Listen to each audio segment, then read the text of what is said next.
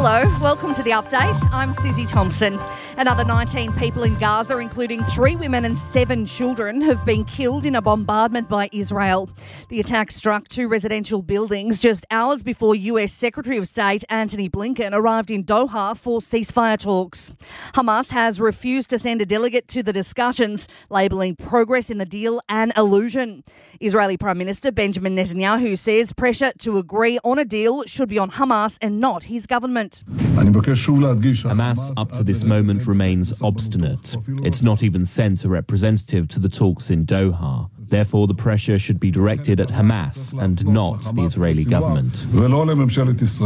The New South Wales Liberal Party will pursue legal action in a desperate bid to fix its bungled missed deadline for local government election nominations. They claim the state's electoral agency failed to provide adequate notice of the cut-off date. The Liberal Party says the Electoral Commission acknowledged an error by publishing the formal notification of the cut-off date just 5 days before nominations closed. People in the city are increasingly opting to trade their busy lifestyles for the bush. The Regional Movers Index shows there's been a 27% increase in the number of people relocating from urban hubs to regional areas in the June quarter. Paul Fowler from the Commonwealth Bank says the trend builds on a pattern that's been occurring for at least a decade. The onset of COVID, we saw a significant spike in terms of many Australians looking to reassess where they chose to live, and certainly a big drive towards the regions. I think what's really pleasing is, with the COVID era well behind us now, a continued and sustained trend of more Australians choosing to call the regions home.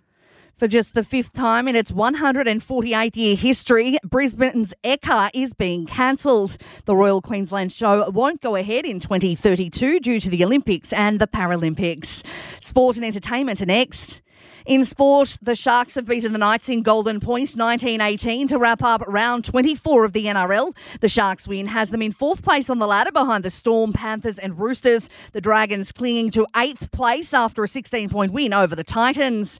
And in the AFL, Hawthorn is on the brink of a return to the finals for the first time since 2018 after a 63-point win over Richmond. In entertainment news, Aussie TV's Night of Nights has been held at the Star in Sydney, with Seven's Larry Emdur claiming his first ever Logies. He won the coveted Gold Logie for Most Popular Personality, as well as the Bert Newton Award for Most Popular Presenter. ABC's Utopia is also cleaned up, with Best Lead Actress and Actor in a Comedy going to Kitty Flanagan and Rob Sitch, while the series was named Best Scripted Comedy Program.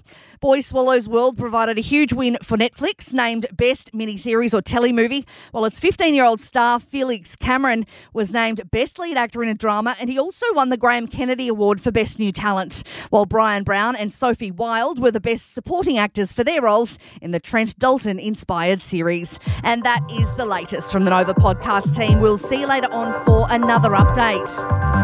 I'm Susie Thompson.